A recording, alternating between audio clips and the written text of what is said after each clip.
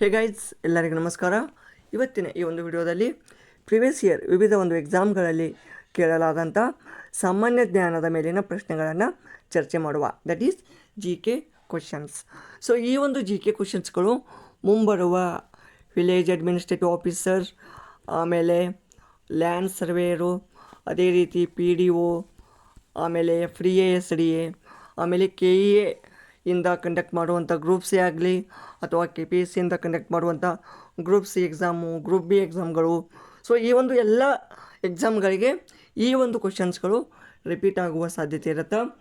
But ಅದಕ್ಕಿಂತ ಮುಖ್ಯವಾದಂಥದ್ದು ಏನಪ್ಪ ಅಂದರೆ, ಈ ಒಂದು ಕ್ವಶನ್ಸ್ಗಳಿಂದ ನಿಮ್ಮ ಒಂದು ಜಿ ಕೆ ರಿವಿಷನ್ ಆಗುತ್ತೆ ಮತ್ತು ಫುಲ್ಲ ಪರ್ಫೆಕ್ಟ್ ಆಗುತ್ತೆ. Let's go to the first question. ಈ ಕೆಳಗಿನವುಗಳಲ್ಲಿ ಯಾವುದರಲ್ಲೇ ಹೆಚ್ಚಿನ ಮಾಹಿತಿ ಸಂಗ್ರಹಿಸಬಹುದು? ಅಂದರೆ ಈ ಕೊಟ್ಟಂಥ ಆಪ್ಷನ್ಗಳಲ್ಲಿ ಯಾವ ಒಂದು ಡಿವೈಸಲ್ಲಿ ನಾವು ಇನ್ಫಾರ್ಮೇಷನನ್ನು ಸ್ಟೋರ್ ಮಾಡ್ಬೋದು? DVD, CD-ROM, floppy disk, CD-RW. So ಈ ಕೊಟ್ಟಂಥ ಆಪ್ಷನ್ಗಳಲ್ಲಿ ಅತಿ ಹೆಚ್ಚಾಗಿ ಒಂದು ಶೇಖರಣಾ ಸಾಮರ್ಥ್ಯ DVD ಇರ್ತದೆ. ಓಕೆ, DVD ಅಂದರೆ ಏನಪ್ಪ?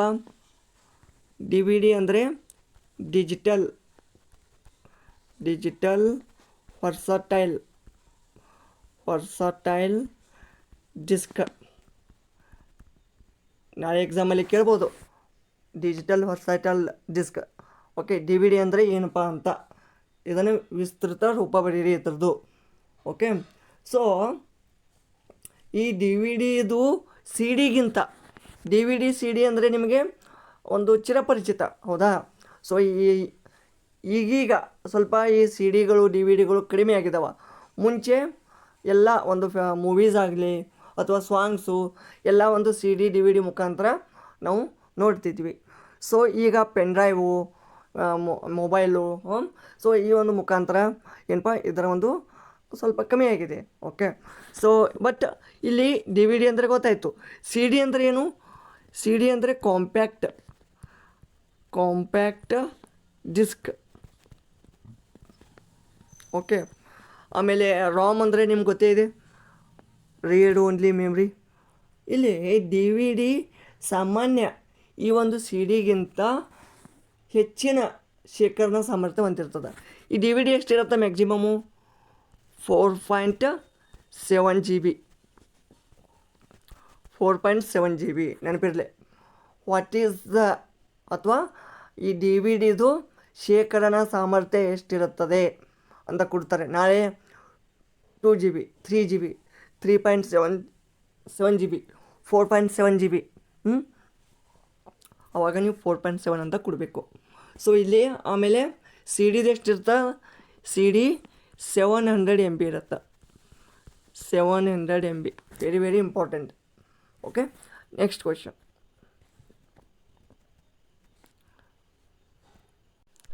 ಗಣಕಯಂತ್ರದ ಮೆದುಳು. So simple, the brain of computer ಯಾವುದಪ್ಪ? CPU. CPU ಅಂದರೆ ಸೆಂಟ್ರಲ್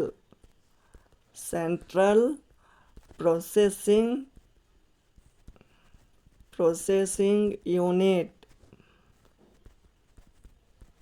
ಈ ಒಂದು CPU-ದಲ್ಲೇ ALU ಬರುತ್ತಾ, ಕಂಟ್ರೋಲ್ ಯೂನಿಟ್ ಬರುತ್ತಾ, ಮೆಮೊರಿ ಬರುತ್ತಾ. Okay, these are the parts. Okay, so ಈ CPU ಏನು ಮಾಡ್ತದೆ? ಕಂಪ್ಯೂಟರ್ ಅಥವಾ ಗಣಕಯಂತ್ರದ ಎಲ್ಲ ಪ್ರಕ್ರಿಯೆಗಳನ್ನು ನಿಯಂತ್ರಿಸುವುದರಿಂದ ಇದನ್ನು ನಾವು ಮೆದುಳು ಅಂತ ಅಂತೀವಿ ಅಥವಾ ಬ್ರೈನ್ ಅಂತ ಕರಿತೀವಿ. ಥರ್ಡ್ ಕ್ವೆಶ್ಚನ್ ನೋಡಿ, ಈ ವಾಣಿಜ್ಯ ಅಂದರೆ ಏನು? ಸೊ ನಿಮಗೆ ಮ್ಯಾಕ್ಸಿಮಮ್ ಆಗಿ ಈ ವಾಣಿಜ್ಯ ಅನ್ನೋಕ್ಕಿಂತ ಕಾಮರ್ಸ್ ಅಂತ ಕೇಳಿರ್ತೀರ ನೀವು. ಕಾಮರ್ಸ್ ಅಂದರೆ ಏನು? ಕಾಮರ್ಸ್ ಅಂದರೆ ಅಂತರ್ಜಾಲದಲ್ಲೇ ಉತ್ಪನ್ನಗಳ ಮತ್ತು ಸೇವೆಗಳ ಖರೀದಿ ಮತ್ತು ಮಾರಾಟ. ಸೊ ಆಪ್ಷನ್ ಡಿ ಆಗುತ್ತೆ ಇಲ್ಲಿ ಕರೆಕ್ಟ್ ಆನ್ಸರ್. ಅಂದರೆ ಅಂತರ್ಜಾಲದಲ್ಲಿ ಅಂದರೆ ಈ ಒಂದು ಇಂಟರ್ನೆಟ್ನಲ್ಲಿ ಗೂಡ್ಸ್ ಆ್ಯಂಡ್ ಸರ್ವಿಸಸ್ ಇವುಗಳ ಒಂದು ಬಾಯಿಂಗ ಮತ್ತು ಸೆಲ್ಲಿಂಗ ಒಂದು ಮಾರ್ಕೆಟಿಂಗ್ ಟೈಪ್. ಓಕೆ, ನಾವೀಗ ಕಾಮನ್ ಮಾರ್ಕೆಟಲ್ಲಿ ಹೇಗೆ ಮಾಡ್ತೀವಲ್ಲ, ಸೊ ಆ ಒಂದು ರೂಪದಲ್ಲಿ ಇಂಟರ್ನೆಟ್ನಲ್ಲಿ ನಾವು ಈ ಒಂದು ಇಂಟರ್ನೆಟ್ ಮುಖಾಂತರ ಈ ಗೂಡ್ಸ್ ಆ್ಯಂಡ್ ಸರ್ವಿಸನ್ನು ಖರೀದಿ ಮತ್ತು ಮಾರಾಟ ಮಾಡ್ತೀವಿ. ನೆಕ್ಸ್ಟ್, ಕಂಪ್ಯೂಟರ್ ವ್ಯವಸ್ಥೆಯಲ್ಲಿ ಸ್ಕ್ಯಾನರ್ ಇದೇನು? ಇದು ಇನ್ಪುಟ್ಟ ಅಥವಾ ಔಟ್ಪುಟ್ಟ ಅಥವಾ ಮೇಲಿನ ಎರಡೂ? ಸ್ಕ್ಯಾನರ್ ಏನು ಮಾಡುತ್ತಪ್ಪ? ಸ್ಕ್ಯಾನರ ಈ ಒಂದು ಪೇಪರ್ ಅದಂದರೆ ಆ ಪೇಪರಲ್ಲಿ ಒಂದು ಡೇಟಾ ಇರುತ್ತೆ, ಏನಂದರೆ ಒಂದು ಡಾಕ್ಯುಮೆಂಟ್ ಅದ, ಅದರದ್ದು ಡೇಟಾ ಏನು ಮಾಡ್ತದಲ್ಲ, ಫೆಚ್ ಮಾಡಿ ಸ್ಕ್ಯಾನ್ ಮಾಡಿ ಸಾಫ್ಟ್ ಕಾಪಿಯಾಗಿ ಸೇವ್ ಮಾಡಿ ಇಟ್ಕೋತದ. ಓಕೆ, ಅಂದರೆ ಒಂದು ಎಕ್ಸ್ಟರ್ನಲ್ ಈ ಬಾಹ್ಯ ದಾಖಲೆಗಳನ್ನು ಡಿಜಿಟಲ್ ರೂಪಕ್ಕೆ ಪರಿವರ್ತಿಸಿ ಕಂಪ್ಯೂಟರ್ಗೆ ಕಳಿಸ್ತದ. ಆದ್ದರಿಂದ ಇದು ಇನ್ಪುಟ್ ಸಾಧನ, ಡೇಟಾವನ್ನು ಫೆಚ್ ಮಾಡ್ತದ. ಓಕೆ, ನೆಕ್ಸ್ಟ್ ಕ್ವಶನ್, ಯಾವುದು ಸರಿಯಾದ ಹೇಳಿಕೆ? ನೋಡಿ, ನಾನು ಲಾಸ್ಟ್ ಒಂದು ಕಂಪ್ಯೂಟರ್ ಕ್ಲಾಸಲ್ಲಿ ಹೇಳಿದ್ದೀನಿ ಇದೆಲ್ಲ. 1 KB ಅಂದರೆ ಎಷ್ಟು, 1 MB ಅಂದರೆ ಎಷ್ಟು. ಸೊ ಈ ಒಂದು ಕೊಟ್ಟಂಥ ಆಪ್ಷನ್ಗಳಲ್ಲಿ 1 KB ಅಂದರೆ ಎಷ್ಟಪ್ಪ? 1 KB ಅಂದರೆ 1024 bytes. 1 MB ಅಂದರೆ 1 MB ಅಂದರೆ ಎಷ್ಟು? 1 MB ಅಂದರೆ ಏನು? ಮೆಗಾಬೈಟ್. KB ಅಂದರೆ ಕಿಲೋಬೈಟ್. ಇದು 1024 KB. ಅದೇ 1 GB ಅಂದರೆ 1024 MB. ನೋಡಿ, ಕಿಲೋಬೈಟ್, ಮೆಗಾಬೈಟ್, ಗಿಗಾಬೈಟ್, ಆಮೇಲೆ ಟೆರಾಬೈಟ್, ಪೆಟಾಬೈಟ್. ಸೊ ಹೀಗೆ ಹಾಗೆ ಕಂಟಿನ್ಯೂ ಹಾಕೋತಾ ಹೋಗ್ತಾವ. ನೆಕ್ಸ್ಟ್, ಈ ಕೆಳಗಿನವುಗಳಲ್ಲಿ ಯಾವುದು ಸರಿಯಾದ ಹೊಂದಾಣಿಕೆ ಆಗಿದೆ? ನೋಡಿ, ಇಲ್ಲಿ ಸ್ವದೇಶಿ ಚಳುವಳಿ ಸುಭಾಷ್ ಚಂದ್ರ ಬೋಸ್ ಅಂತ ಕೊಟ್ಟಿದ್ದಾರೆ. ಆಮೇಲೆ ಸ್ವರಾಜ್ ಪಕ್ಷ ಬಾಲ ಗಂಗಾಧರ್ ತಿಲಕ್ ಅಂತ ಕೊಟ್ಟಿದ್ದಾರೆ. ಸರ್ವನ್ಸ್ ಆಫ್ ಇಂಡಿಯಾ ಗೋಪಾಲ್ ಕೃಷ್ಣ ಗೋಖಲೆ ಅಂತ ಕೊಟ್ಟಿದ್ದಾರೆ. ಮುಸ್ಲಿಂ ಲೀಗ್ ಅಬ್ದುಲ್ ಕಲಾಂ ಆಜಾದ್ ಅಂತ ಕೊಟ್ಟಿದ್ದಾರೆ. ಸೊ ಇದರಲ್ಲಿ ಯಾವುದು ಕರೆಕ್ಟ್ ಆಗುತ್ತಾ? ಸೊ ಕೊಟ್ಟಂಥ ಆಪ್ಷನ್ಗಳಲ್ಲಿ ಸರ್ವನ್ಸ್ ಆಫ್ ಇಂಡಿಯಾ ಗೋಪಾಲ್ ಕೃಷ್ಣ ಗೋಖಲೆ ಇದು ಕರೆಕ್ಟ್ ಆಗುತ್ತಾ? ಸೊ ಗೋಪಾಲ್ ಕೃಷ್ಣ ಗೋಖಲೆ ಅವರು 1905ರಲ್ಲಿ ಈ ಒಂದು ಸರ್ವೆಂಟ್ಸ್ ಆಫ್ ಇಂಡಿಯಾ ಅನ್ನು ಏನು ಮಾಡಿದ್ರು? ಇದನ್ನು ಈ ಸೊಸೈಟಿಯನ್ನು ಸ್ಥಾಪನೆ ಮಾಡಿದರು.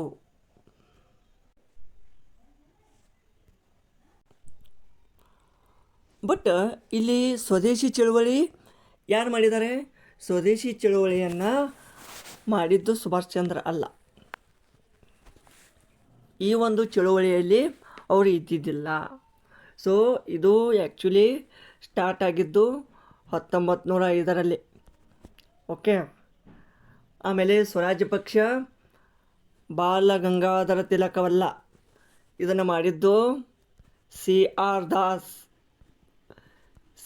ದಾಸ್ ಮತ್ತು ಮೋತಿಲಾಲ್ ನೆಹರು. ಯಾರು? ಮೋತಿಲಾಲ್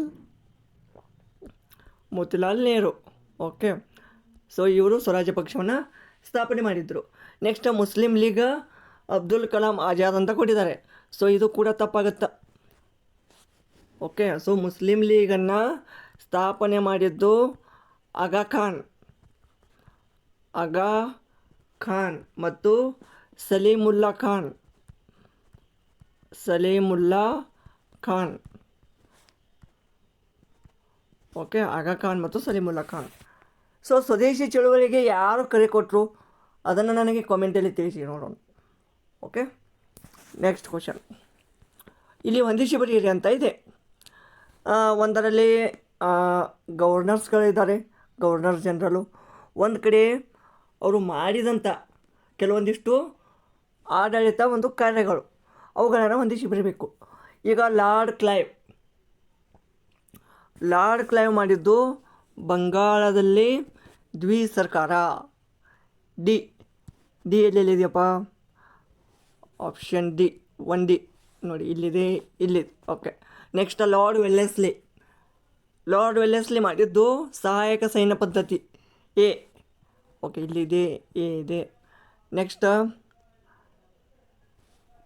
ಲಾರ್ಡ್ ಡಾಲ್ಹೌಸಿ, ದತ್ತು ಮಕ್ಕಳಿಗೆ ಹಕ್ಕಿಲ್ಲ. ನೋಡಿ ಸಿ ಇದೆ, ಇಲ್ಲಿ ಸಿ ಇದೆ. ಆಮೇಲೆ lord Curzon, Indian university act B. So ಇಲ್ಲಿ ಎ ಆರ್ ಡಿ ಎರಡೂ ಆಗ್ತವೆ. ಓಕೆ, ಎ ಆರ್ ಡಿ ಎರಡೂ ಕರೆಕ್ಟ್ ಆಗ್ತವೆ. ಓಕೆ ಓಕೆ ಆ್ಯಕ್ಚುಲಿ ಅದು ಒಂದು ಚೇಂಜ್ ಆಗಿರಬೇಕು, ಬಟ್ ಎರಡು ಸೇಮ್ ಕೊಟ್ಟಿದ್ದಾರೆ. ಸೊ ಬಟ್ ಆನ್ಸರ್ಸ್ ಇವೆ. Okay, next question. ಈ ಕೆಳಗಿನ ಯಾವುದನ್ನು ಜೈನ ದೇವಾಲಯದ ನಗರ ಎಂದು ಕರೆಯುತ್ತಾರೆ? ಸೊ ಈ ಕೊಟ್ಟಂಥ ಆಪ್ಷನ್ಗಳಲ್ಲಿ ಗಿರ್ನಾರವನ್ನು ಜೈನ ದೇವಾಲಯದ ನಗರ. ಗಿರ್ನಾರ್ ಎಲ್ಲಿದೆ? ಇದು ಗುಜರಾತ್ ರಾಜ್ಯದಲ್ಲಿ ಬರುವಂತಹ ಈ ಗಿರ್ನಾರವನ್ನು ಜೈನರ ಪ್ರಮುಖ ಧಾರ್ಮಿಕ ಕೇಂದ್ರ ಅಥವಾ ದೇವಾಲಯಗಳ ನಗರ ಅಂತ ನಾವು ಕರಿತೀವಿ. ನೆಕ್ಸ್ಟ್ ಹೊಂದಿಸಿ ಬರೀರಿ.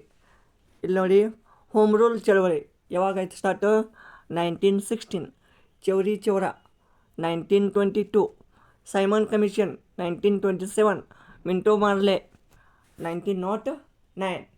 ಸೊ ಇದು ಯಾವುದಾಗುತ್ತೆ ಕರೆಕ್ಟ್ ಆನ್ಸರ್? ನೋಡಿ, B A D C. BADC. So BADC ಅಂದರೆ ಇಲ್ಲಿ ಆಪ್ಷನ್ ಬಿ ಆಗುತ್ತೆ. Option B.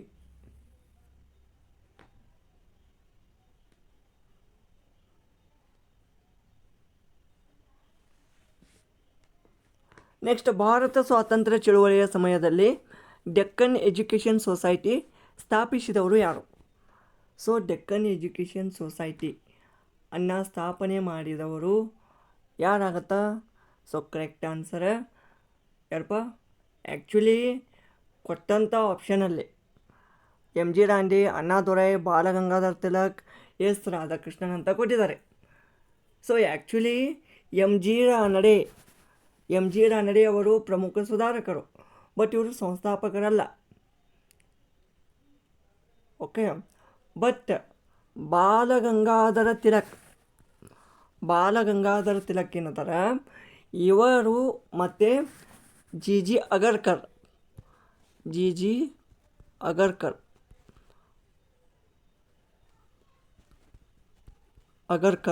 ಇವರಿಬ್ಬರು ಕೂಡಿ ಏನು ಮಾಡ್ತಾರೆ, 1884ರಲ್ಲಿ ಇದನ್ನು ಪುಣೆಯಲ್ಲಿ ಏನು ಮಾಡ್ತಾರೆ, ಸ್ಥಾಪನೆ ಮಾಡ್ತಾರೆ. ಅರ್ಥ ಆಯ್ತಾ? ಜಿ ಜಿ ಅಗರ್ಕರ್ ಮತ್ತು ಬಾಲಗಂಗಾಧರ್ ತಿಲಕ್. ಮ್ಯಾಕ್ಸಿಮಮ್ ಎಲ್ಲರೂ ತಿಲಕ್ರನ್ನು ನೆನ್ಪಿಟ್ಕೋತಾರೆ, ಬಟ್ ಈ ಅಗರ್ಕರ್ ಅವರನ್ನು ನೆನ್ಪಿಟ್ಕೊಳ್ಳಲ್ಲ. ಓಕೆ, ಸೊ ಇಲ್ಲಿ 10th ಆಪ್ಷನ್ ಸಿ ಆಗುತ್ತೆ. Next question. ಹರ್ಷವರ್ಧನ ಆಳ್ವಿಕೆಯಲ್ಲಿ ಭಾರತಕ್ಕೆ ಭೇಟಿ ನೀಡಿದ ಚೀನಿ ಯಾತ್ರಿಕ ಹೆಸರೇನು? ಸೊ ಸಿಂಪಲ್ ಆದ ಉತ್ತರ. ಸೊ ಹರ್ಷವರ್ಧನನ ಆಳ್ವಿಕೆಯಲ್ಲಿ ಭೇಟಿ ನೀಡಿದಂಥ ಯಾತ್ರಿಕ ಹುಯೆನ್ಸಾಂಗ್. ಓಕೆ, ಸೊ ಈ ಹರ್ಷವರ್ಧನನ ಆಸ್ಥಾನಕ್ಕೆ ಭೇಟಿ ನೀಡಿ ಸಿ ಯು ಕಿ ಗ್ರಂಥವನ್ನು ಬರೀತಾನೆ. ಸೊ ಈ ಗ್ರಂಥ ಈಗ ಕೂಡ ನಮಗೆ ಲಭ್ಯ ಅದ. ಈ ಒಂದು ಗ್ರಂಥ ಮುಖಾಂತರನೇ ನಾವು ಆ ಒಂದು ಹರ್ಷವರ್ಧನನ ಟೈಮಲ್ಲಿ ಒಂದು ಆಳ್ವಿಕೆ ಹೇಗಿತ್ತು, ಸೊ ಈ ಒಂದು ಎಲ್ಲ ಡೀಟೇಲ್ಸನ್ನು ನಾವು ಪಡಿಬೋದು. ಅದೇ ರೀತಿ ಇಮ್ಮಡಿ ಪುಲಿಕೇಶಿ, ಹರ್ಷವರ್ಧನನ ಏನಪ್ಪ ಅವನ ಒಂದು ಸಮಕಾಲೀನ ದೊರೆ ಯಾರಪ್ಪ ಅಂದರೆ ಇಮ್ಮಡಿ ಪುಲಿಕೇಶಿ. ಅರ್ಥ ಆಯ್ತಾ? ಆಮೇಲೆ ಇಲ್ಲಿ ಫಾಹಿಯಾನ್ ಅಂತ ಕೊಟ್ಟಿದ್ದಾರೆ. ಫಾಹಿಯಾನ 2ನೇ ಚಂದ್ರಗುಪ್ತನ ಕಾಲದಲ್ಲಿ ಭೇಟಿ ನೀಡಿದ್ದ. ಗುಪ್ತರ ದೊರೆ 2ನೇ ಚಂದ್ರಗುಪ್ತ, ನಾಟ್ ಚಂದ್ರಗುಪ್ತ ಮೌರ್ಯ. ಈ ಚಂದ್ರಗುಪ್ತ ಮೌರ್ಯ ಬೇರೆ, 2ನೇ ಚಂದ್ರಗುಪ್ತ ಇವನು ಗುಪ್ತರ ಪ್ರಸಿದ್ಧ ದೊರೆ. ಓಕೆ, ನೆಕ್ಸ್ಟ್ ಮಾರ್ಕೊ ಪೋಲೋ, ಇವನು ಯಾರ ಕಾಲದಲ್ಲಿ ಭೇಟಿ ನೀಡಿದ್ದ? ಕಾಮೆಂಟ್ ಮಾಡಿ.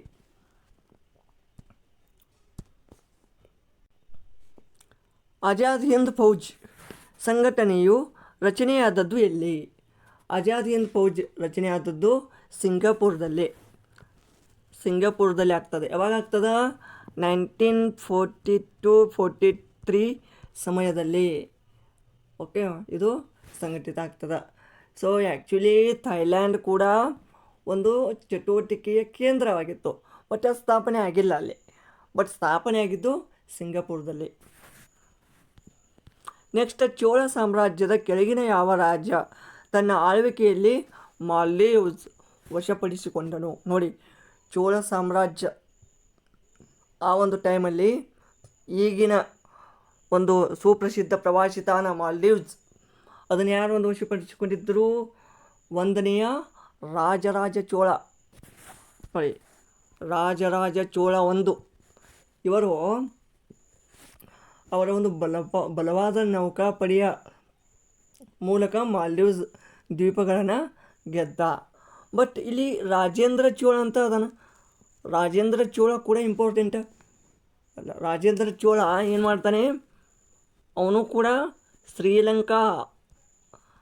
ಶ್ರೀಲಂಕಾ ಮತ್ತು ಮಲೇಷಿಯಾ ಗೆದ್ದ. ಓಕೆ, ಮಲೇಷಿಯಾವನ್ನು ಗೆದ್ದ. ಮಲೇಷಿಯಾಗೆ ಏನಂತಿದ್ರು ಅವಾಗ? ಕಡಾರಂ. ರಾಜೇಂದ್ರ ಚೋಳ ಶ್ರೀಲಂಕಾ, ಮಲೇಷಿಯಾ. 1ನೇ ರಾಜರಾಜ ಚೋಳ ಮಾಲ್ಡೀವ್ಸ್. ಈ ಕುಲೋತ್ತುಂಗ ಚೋಳ ಇದಕ್ಕೆ ಸುಪ್ರಸಿದ್ಧ ತಾನೆ? 949ರಲ್ಲಿ ನಡೆದಂಥ ತೆಕ್ಕೋಲಂ ಕದನ. ಈ ರೀತಿಯೂ ಕ್ವಶನ್ ಪೇಪರ್ ಬಿಡಿಸುತ್ತಾ ಹೋದ್ರೆ 100% ನಿಮ್ಮದು GK ಎಲ್ಲಿ ಮಿಸ್ ಮಾಡೋಗಿಲ್ಲ. ಯಾಕೆಂದರೆ ನಾಳೆ ಎಕ್ಸಾಮಲ್ಲಿ ಏನಾಗುತ್ತೆ, 1 ಟೈಮ್ ನೀವು ಓದಿ ಹೋದ್ರಿ ಅಂದರೆ ನಿಮ್ಗೆ ಕನ್ಫ್ಯೂಸ್ ಆಗುತ್ತೆ.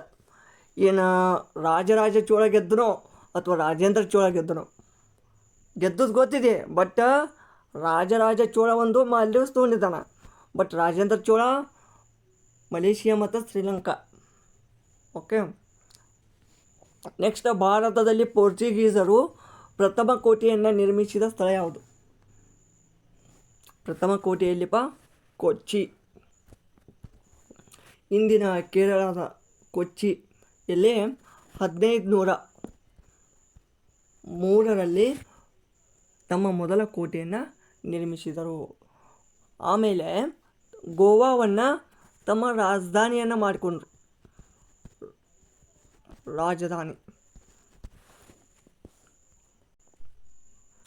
ನೆಕ್ಸ್ಟ್ ನೋಡಿ, ಗುರು ಬಿರ್ಜು ಮಹಾರಾಜ್ ಕೆಳಗಿನ ಯಾವ ಶಾಸ್ತ್ರೀಯ ನೃತ್ಯದಲ್ಲಿ ನಿಪುಣರಾಗಿದ್ದಾರೆ? ಸೊ ಬಿರ್ಜು ಮಹಾರಾಜ್ ಇವರು ಕಥಕ್ ಇದು ಉತ್ತರ ಭಾರತದ ಒಂದು ಸುಪ್ರಸಿದ್ಧ ನೃತ್ಯ.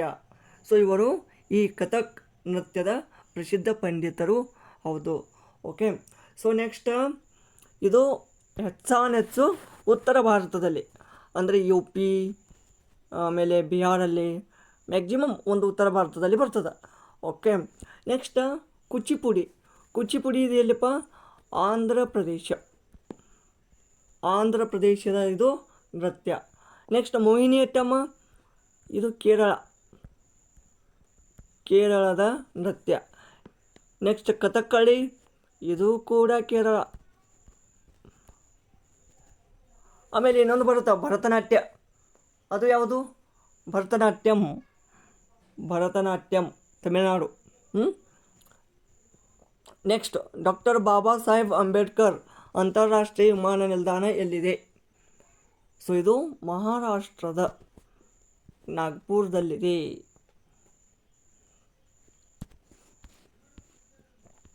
ನೆಕ್ಸ್ಟ್, ಆಗಾ ಖಾನ್ ಯಾವ ಕ್ರೀಡೆಗೆ ಸಂಬಂಧಿಸಿದೆ? ಆಗಾ ಖಾನ್ ಕಪ್ ಇದು ಹಾಕಿ ಇದಕ್ಕೆ ಫೇಮಸ್. ಅದರ ಒಂದು ಕಪ್ ಈ ಒಂದು ಕ್ರೀಡೆಗೆ ಸಂಬಂಧಪಟ್ಟಿದೆ. ನೆಕ್ಸ್ಟ್, ಬಂಡೀಪುರ ರಾಷ್ಟ್ರೀಯ ಉದ್ಯಾನವನ ಕರ್ನಾಟಕದ ಯಾವ ಜಿಲ್ಲೆಯಲ್ಲಿದೆ? ಬಂಡೀಪುರ. ಬಂಡೀಪುರ ಇದು ಚಾಮರಾಜನಗರ ಈ ಒಂದು ಜಿಲ್ಲೆಯಲ್ಲಿ ಕಂಡುಬರ್ತದೆ. ಸೊ ಇಲ್ಲಿ ಆಪ್ಷನ್ ಬಿ ಕರೆಕ್ಟ್ ಆಗ್ತದೆ. ಸೊ ಮೈಸೂರು ಹತ್ತಿರನೇ ಇದೆ, ಆದರೆ ಉದ್ಯಾನವನ ವ್ಯಾಪ್ತಿ ಚಾಮರಾಜನಗರದಲ್ಲಿ ಬರ್ತದೆ. ಓಕೆ, ನೆಕ್ಸ್ಟ್ ನೋಡಿ, ಭರತೇಶಿ ವೈಭವದ ಕರ್ತೃ ಯಾರು? ಭರತೇಶಿ ವೈಭವವನ್ನು ಸಾಂಗತ್ಯ ಛಂದಸ್ಸಿನಲ್ಲಿ ರಚಿಸಿದಂಥ ಒಂದು ಕವಿ ಅಥವಾ ಕರ್ತೃ ರತ್ನಾಕರ ವರ್ಣಿ. ನೆಕ್ಸ್ಟ್ ಹೊಂದಿಸಿ ಬರೆಯಿರಿ. ನೋಡಿ, ಒಂದು ಕಡೆ ಜಲಪಾತ, ಒಂದು ಕಡೆ ಜಿಲ್ಲೆ. ಮೇಕೆದಾಟು. ಮೇಕೆದಾಟು ಎಲ್ಲಿ? ಮೇಕೆದಾಟು ಬರೋದು ರಾಮನಗರ. ಭರಚುಕ್ಕಿ, ಗಗನಚುಕ್ಕಿ, ಭರಚುಕ್ಕಿ ಚಾಮರಾಜನಗರ.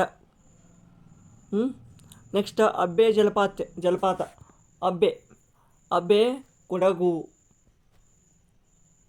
ನೆಕ್ಸ್ಟ್ ಗೋಕಾಕ್ ಫಾಲ್ಸ್, ಗೋಕಾಕಲ್ಲಿ ಬರ್ತದೆ, ಅದು ಬೆಳಗಾವಿ. ಸೊ ಕರೆಕ್ಟ್ ಆನ್ಸರ್ ಏನಾಗುತ್ತೆ ಇಲ್ಲಿ? CDAB ಆಪ್ಷನ್ ಸಿ ಆಗುತ್ತೆ.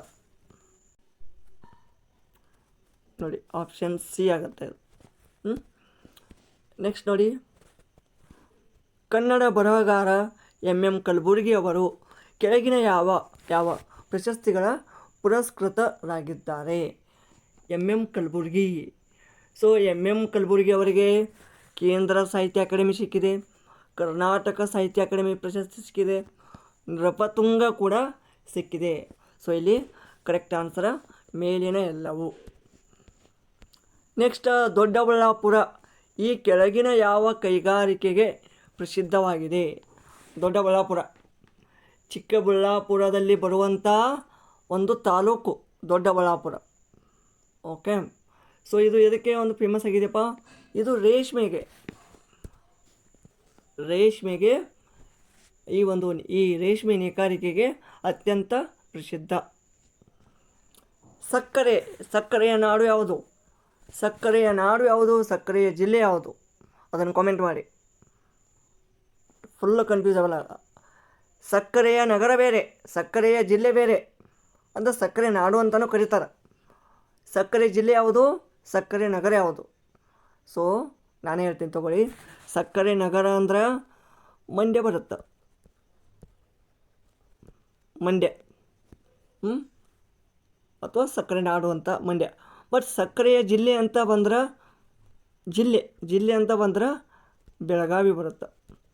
ಯಾಕೆ ಅಂದರೆ ಬೆಳಗಾವಿ ಜಿಲ್ಲೆಯ ತುಂಬ ಒಂದು ಕಬ್ಬಿನ ಒಂದು ಏನಪ್ಪ ಅದರ ಒಂದು ಬೆಳೆಯುವ ಒಂದು ಕ್ಷೇತ್ರ ಅಥವಾ ಅದರ ಒಂದು ಉತ್ಪಾದನೆ ಕ್ಷೇತ್ರ ಅಥವಾ ಅದರ ಒಂದು ಫ್ಯಾಕ್ಟ್ರಿ ಆಗಲಿ, ಆಮೇಲೆ ಅಲ್ಲಿ ಸಕ್ಕರೆ ಉತ್ಪಾದನೆ ಮಾಡುವ ಒಂದು ಕ್ಷೇತ್ರ ಆಗಲಿ. ಸೊ ಅದು ತುಂಬಾ ಮಂಡ್ಯಕ್ಕೆ ಕಂಪೇರ್ ಮಾಡಿದ್ರೆ ಹೆಚ್ಚದ ಜಿಲ್ಲೆ ಅಂತ ಬಂದರೆ. ಬಟ್ ನಗರ ಅಂತ ಬಂದರೆ Mandya is the highest one. Okay, next ಈ ಕೆಳಗಿನ ಯಾವ ಆಣೆಕಟ್ಟನ್ನು ಕರ್ನಾಟಕದಲ್ಲಿ ಕಾಣಬಹುದು?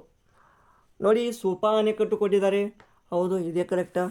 ಯಾಕೆಂದರೆ ಸೂಪಾ ಅಣೆಕಟ್ಟನ್ನು ನಾವು ಕಾಳಿ ನದಿಗೆ ಅಡ್ಡಲಾಗಿ ನಿರ್ಮಿಸಲಾಗಿದೆ.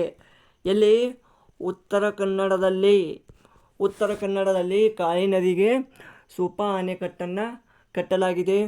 ನಾಗಾರ್ಜುನ ಸಾಗರ ಕೃಷ್ಣಾ ನದಿಗೆ ಅಡ್ಡಲಾಗಿ ಎಲ್ಲಿ? ಆಂಧ್ರ ಪ್ರದೇಶ್, ತೆಲಂಗಾಣ.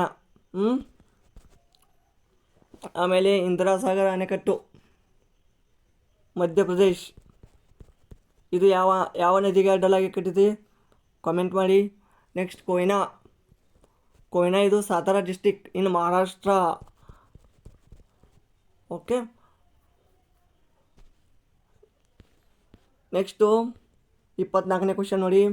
ಕರ್ನಾಟಕದ ಒಟ್ಟು ವಿಸ್ತೀರ್ಣ ಎಷ್ಟು ಚದರ ಮೈಲಿಗಳಲ್ಲಿ ಇದೆ ಇದು? ಸೊ ಇದು ಫುಲ್ ಮ್ಯಾಕ್ಸಿಮಮ್ ಜನ ಇದನ್ನು ಏನು ಮಾಡ್ತಾರೆ? ರಾಂಗ್ ಮಾಡುವ ಒಂದು ಚಾನ್ಸಸ್ ಇರುತ್ತೆ. ಯಾಕೆಂದರೆ ಎಲ್ಲರಿಗೆ ಚದರ್ ಕಿಲೋಮೀಟರ್ ಅಂತ ಇರುತ್ತೆ. ಚದರ್ ಕಿಲೋಮೀಟರ್ ಮ್ಯಾಕ್ಸಿಮಮ್ ಜನ ಪ್ರತಿಯೊಂದು ಬುಕ್ಕಲ್ಲಿ ಕೂಡ ಚದರ್ ಕಿಲೋಮೀಟರೇ ಕೊಟ್ಟಿರ್ತಾರೆ.